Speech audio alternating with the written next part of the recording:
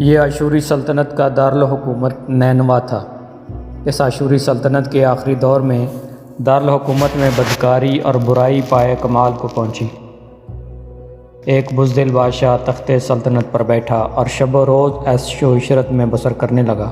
شہر میں بھی بدکاری کے وہ سامان ہوئے کہ فرشتوں کا دل دہلنے لگا۔ یکا یک ایک روز ایک ہیبتناک آواز شہر میں گونجنے لگی۔ گھروں، محلوں، سراؤں اور بازاروں میں جہاں دیکھو وہی کانپتی آواز سنائی دیتی تھی، 40 دن کے اندر نینوا برباد ہو جائے گا۔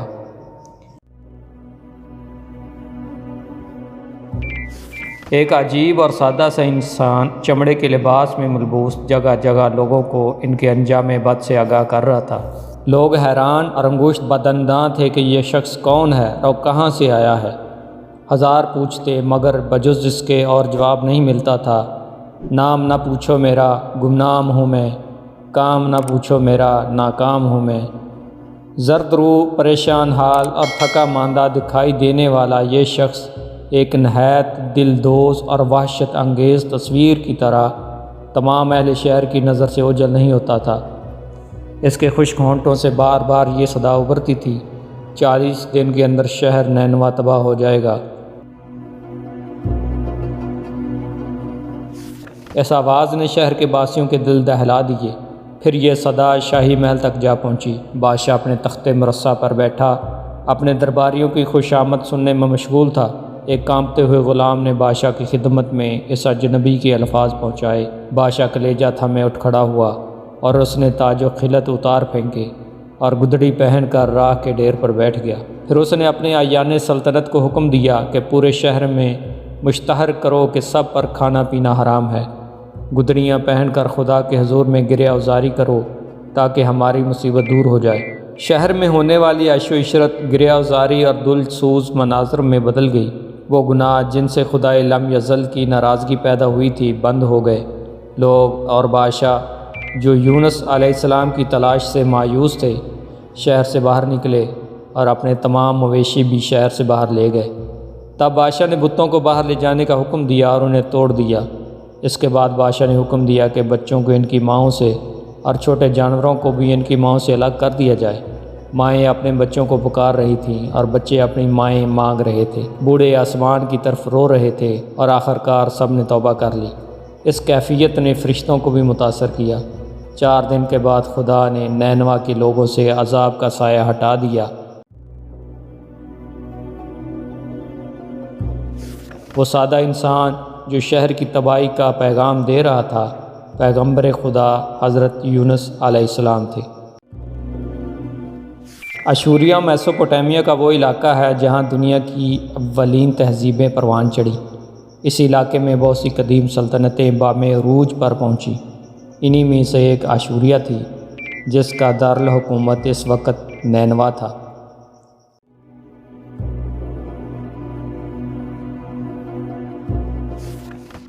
حضرت یونس بن متی کو اہل نینوا کی رشد و ہدایت کے لیے مبعوث فرمایا گیا تھا۔ حضرت یونس کو پیغمبر بنی اسرائیل تسلیم کیا جاتا ہے۔ مورخین نے ان کا زمانہ 8ویں صدی قبل از مسیح کا وسط بتایا ہے، جب عاشوریا میں برائی اپنے عروج پر پہنچ چکی تھی۔ حضرت یونس شاہ اسرائیل رہوبوام دوم اور پیغمبر اسرائیل حضرت حزقیل کے ہم عصر تھے۔ یونس علیہ السلام ایک عرصہ تک ان کو تبلیغ فرماتے رہے اور توحید کی دعوت دیتے رہے، مگر انہوں نے اعلان حق پر کان نہ دھرا اور تمرد و سرکشی کے ساتھ شرک و کفر پر اصرار کیے رہے اور گزشتہ نافرمان قوموں کی طرح خدا کے سچے پیغمبر کی دعوت حق کا ٹھٹھا کرتے اور مذاق اڑاتے رہے۔ تب مسلسل اور پیہم دشمنی اور مخالفت سے متاثر ہو کر یونس علیہ السلام قوم سے خفا ہو گئے اور ان کو عذاب الہی کی بد دعا کر کے ان کے درمیان سے غضبناک روانہ ہو گئے۔ فرات کے کنارے پہنچی تو ایک کشتی کو مسافروں سے بھرا ہوا تیار پایا۔ حضرت یونس کشتی میں سوار ہوئے اور کشتی نے لنگر اٹھا دیا۔ راہ میں طوفانی ہواؤں نے کشتی کو آ گھیرا۔ جب کشتی ڈگمگانے لگی اور اہل کشتی کو غرق ہونے کا یقین ہونے لگا تو اپنے عقیدے کے مطابق کہنے لگے، ایسا معلوم ہوتا ہے کہ کشتی میں کوئی غلام اپنے آقا سے بھاگا ہوا ہے۔ جب تک اس کو کشتی سے جدا نہ کیا جائے گا نجات مشکل ہے۔ یونس علیہ السلام نے سنا تو ان کو تنبہ ہوا کہ اللہ تعالیٰ کو میرا نینوا سے وحی کا انتظار کیے بغیر اس طرح چلا آنا پسند نہیں آیا اور یہ میری آزمائش کے آثار ہیں۔ یہ سوچ کر انہوں نے اہل کشتی سے فرمایا، وہ غلام میں ہوں جو اپنے آقا سے بھاگا ہوا ہے، مجھ کو کشتی سے باہر پھینک دو۔ مگر ملا اور اہل کشتی ان کی پاک بازی سے اس قدر متاثر تھے کہ انہوں نے ایسا کرنے سے انکار کر دیا اور آپس میں یہ طے کیا کہ قرآن اندازی کی جائے۔ چنانچہ 3 مرتبہ قرآن اندازی کی گئی اور ہر مرتبہ یونس کے نام پر قرآن نکلا۔ تب مجبور ہو کر انہوں نے یونس کو دریا میں ڈال دیا یا وہ خود دریا میں کود گئے۔ اسی وقت خدائے تعالیٰ کے حکم سے ان کو مچھلی نے نگل لیا۔ ویل مچھلی کو حکم تھا کہ صرف نگل لینے کی اجازت ہے، یونس تیری غذا نہیں ہے، اس لیے اس کے جسم کو مطلق گزند نہ پہنچے۔ یونس علیہ السلام نے جب مچھلی کے پیٹ میں خود کو زندہ پایا تو درگاہ الہی میں اپنی اس ندامت کا اظہار کیا کہ کیوں وہ وحی الہی کا انتظار کیے اور اللہ تعالیٰ سے اجازت لیے بغیر اپنی قوم سے ناراض ہو کر نینوا سے نکل آئے اور اپنی عفو و تقصیر کے لیے اس طرح دعا گو ہوئے، لا الہ الا انت سبحانک انی کنت من الظالمین۔ الہی تیرے سوا کوئی معبود نہیں، تو ہی یکتا ہے، میں تیری پاکی بیان کرتا ہوں، بلا شبہ میں اپنے نفس پر خود ہی ظلم کرنے والا ہوں۔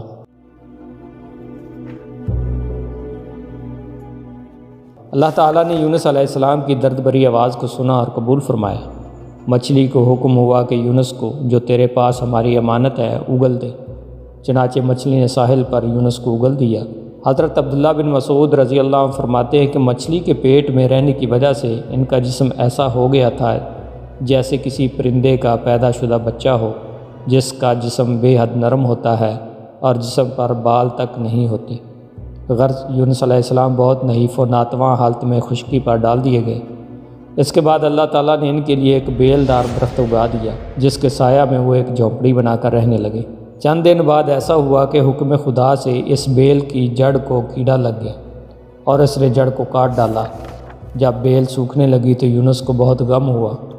تب اللہ تعالیٰ نے وحی کے ذریعے ان کو مخاطب کیا، فرمایا، یونس تم کو اس بیل کے سوکھنے کا بہت رنج ہوا جو ایک حقیر سی چیز ہے، مگر تم نے یہ نہ سوچا کہ نینوا کی 1 لاکھ سے زائد آبادی جس میں انسان بس رہے ہیں اور ان کے علاوہ جاندار بھی آباد ہیں، اس کو برباد اور ہلاک کر دینے میں ہم کو کوئی ناگواری نہیں ہوگی، اور کیا ہم ان کے لیے اس سے زیادہ شفیق و مہربان نہیں ہیں جتنا کہ تجھ کو اس بیل کے ساتھ انس ہے جو تم وحی کا انتظار کیے بغیر قوم کو بد دعا دے کر ان کے درمیان سے نکل آئے۔ ایک نبی کی شان کے یہ نامناسب ہے کہ وہ قوم کے حق میں عذاب کی بد دعا کرے اور نفرت کے ساتھ ان سے جدا ہونے میں ایسی جلد بازی اختیار کرے کہ وحی کا بھی انتظار باقی نہ رہے۔ ہوا یہ کہ ادھر یونس علیہ السلام بد دعا کر کے اہل نینوا سے جدا ہوئے اور ادھر انہوں نے بد دعا کے کچھ آثار محسوس کیے۔ نیز یونس علیہ السلام کی بستی چھوڑ دینے پر ان کو یقین ہو گیا کہ وہ ضرور خدا کے سچے پیغمبر تھے اور اب ہلاکت یقینی ہے۔ تبھی تو یونس ہم سے جدا ہو گئے۔ یہ سوچ کر فوراً بادشاہ سے لے کر رعایا تک سب کے دل خوف و دہشت سے کانپ اٹھے اور یونس کو تلاش کرنے لگے کہ ان کے ہاتھ پر اسلام کی بیعت کریں، اور ساتھ ہی سب خدائے تعالیٰ کی درگاہ میں توبہ استغفار کرنے لگے اور ہر قسم کے گناہوں سے کنارہ کش ہو کر آبادی سے باہر میدان میں نکل آئے، حتیٰ کہ چوپایوں کو بھی ساتھ لے آئے اور بچوں کو ماؤں سے جدا کر دیا، اور اس طرح دنیاوی علائق سے کٹ کر درگاہ الہی میں گریہ ازاری کرتے اور متفقہ آواز سے یہ اقرار کرتے، ربنا آمنا بما جاء بہ یونس، پروردگار یونس تیرا جو پیغام ہمارے پاس لے کر آئے تھے ہم اس کی تصدیق کرتے ہیں اور اس پر ایمان لاتے ہیں۔ آخر کار اللہ تعالیٰ نے ان کی توبہ قبول فرمائی اور ان کو دولت ایمان سے نوازا اور ان کو عذاب سے محفوظ کر دیا۔ بہرحال حضرت یونس کو اب دوبارہ حکم ہوا کہ وہ نینوا جائیں اور قوم میں رہ کر ان کی رہنمائی فرمائیں تاکہ خدا کی اس قدر کثیر مخلوق ان کے فیض سے محروم نہ رہے۔ چنانچہ یونس نے اس حکم کا امتثال کیا اور نینوا میں واپس تشریف لے آئے۔ قوم نے جب ان کو دیکھا تو بے حد مسرت و خوشی کا اظہار کیا اور ان کی رہنمائی میں دین و دنیا کی کامرانی حاصل کرتی رہی۔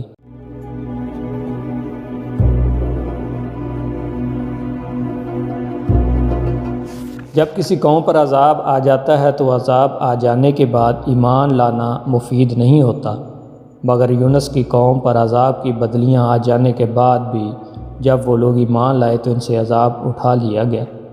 یونس علیہ السلام اللہ کے نبی تھے۔ آپ کے نام پر قرآن مجید میں پوری ایک سورت ہے۔ قرآن عزیز میں حضرت یونس کا ذکر 6 صورتوں میں کیا گیا ہے۔ سورۃ نساء، انعام، یونس، صافات، انبیاء اور القلم۔ ان میں سے 4 پہلی صورتوں میں نام مذکور ہے اور 2 آخر کی صورتوں میں ذُنُّون اور صاحب الحوت یعنی مچھلی والا کہہ کر صفت کا اظہار کیا گیا ہے۔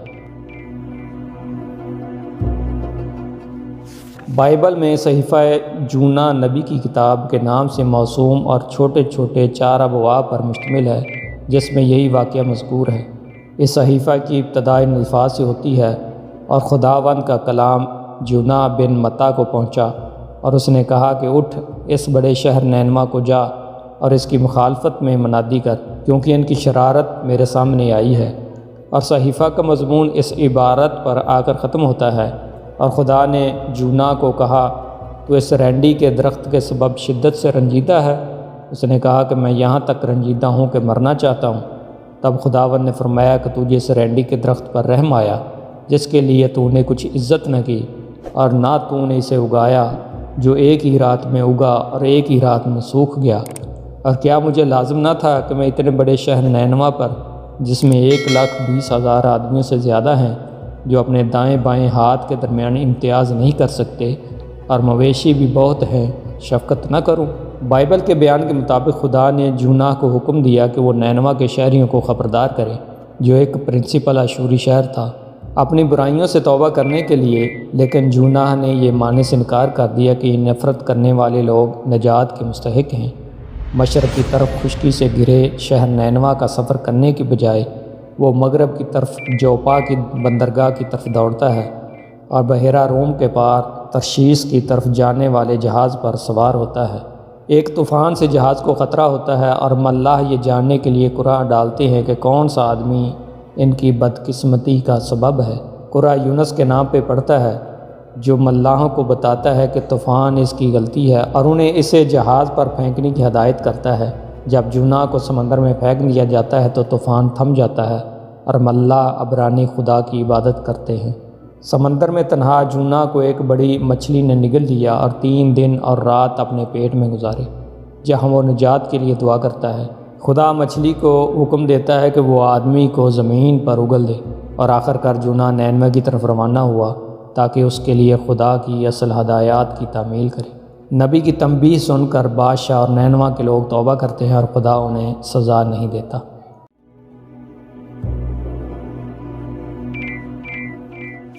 صحیفہ جونا یعنی یونس میں ان اقوال سے الگ یہ مذکور ہے کہ اللہ تعالیٰ نے یونس کو اہل نینوا کی ہدایت کے لیے مامور کیا، مگر وہ ترسیس کو بھاگ گئے، اور اسی سفر میں مچھلی کا واقعہ پیش آیا۔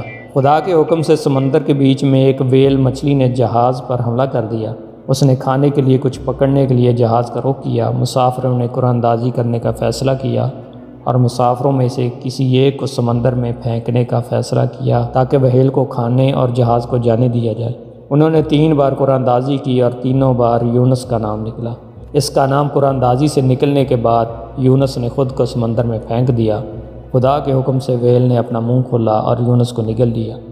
خدا نے ویل کو حکم دیا کہ وہ یونس کو اپنی خوراک کے طور پر نہ کھائے اور انہیں نقصان نہ پہنچائے۔ یونس ویل کے پیٹ میں نماز پڑھنے کے لیے کھڑے ہوئے۔ قرآن میں یہ ذکر کیا گیا ہے کہ اگر یونس نماز پڑھنے والوں میں شامل نہ ہوتے تو وہ قیامت تک ویل کے پیٹ میں پڑے رہتے۔ یونس 40 دن تک ویل کے پیٹ میں رہے، اور اسی دوران ویل نے کچھ نہیں کھایا تاکہ یونس کو کوئی نقصان نہ پہنچے۔ جب 40واں دن آیا تو یونس نے رات کے 3 اندھیروں، سمندر اور وہیل کے پیٹ کا سامنا کرتے ہوئے خدا سے دعا کی، تو خدا نے اس کی دعا کا جواب دیا۔ تب وہ متنبہ ہوئے، اور پھر ان کو حکم ہوا کہ نینوا جاؤ اور اپنا فرض سر انجام دو۔ یونس نے وہاں جا کر تبلیغ کی، اور قوم کے نہ ماننے پر ان کو 40 دن مقرر کر کے عذاب الہی سے ڈرایا، اور خود دور جنگل میں چلے آئے۔ مگر قوم فوراً ایمان لے آئے۔ بادشاہ سے لے کر رعایا تک نے ٹاٹ کے کپڑے پہن لیے، اور انسانوں اور جانوروں کے بچوں کو ماؤں سے علیحدہ کر دیا، اور میدان میں نکل کر توبہ استغفار اور آہوازاری کرنے لگے، اور یونس کی تلاش میں دوڑنے لگے۔ ادھر یونس کو یہ معلوم ہوا کہ 40 دن گزر گئے ہیں اور عذاب نہیں آیا، تو اللہ تعالیٰ سے رنجیدہ ہو کر دور نکل گئے، اور خدا کی درگاہ میں عرض کی کہ میں اس خیال سے ترسیس بھاگ گیا اور نینوا نہیں آیا کہ میں جانتا تھا کہ تو بڑا مہربان اور عذاب میں دھیما ہے اور تو رحیم و کریم ہے۔ اب میں جھوٹا بنا اور مجھ کو موت دے دے کہ میرا مرنا میرے جینے سے بہتر ہے، اور چھپر ڈال کر وہیں رہنا شروع کر دی۔ اللہ تعالیٰ نے سایہ کے لیے رینڈی کا بیلدار درخت اگایا، جس کو دیکھ کر یونس بہت خوش ہوئے۔ دوپہر دن کے بعد کیڑے نے اس کی جڑ کو کاٹ دیا اور وہ سوکھ گیا۔ یونس کو بے حد رنج ہوا۔ تب اللہ تعالیٰ نے فرمایا، یونس تم ایک معمولی رینڈی کے درخت کے خشک ہونے پر اس قدر رنجیدہ ہو، اور کیا میں اتنے بڑے شہر پر جس کی مردم شماری 1,20,000 ہے شفقت و مہربانی نہ کرتا؟ بہرحال ان تمام واقعات کے بعد یونس علیہ السلام کی وفات اسی شہر میں ہوئی جس کی جانب وہ مبعوث ہوئے، یعنی نینوا میں، اور وہیں ان کی قبر مبارک تھی۔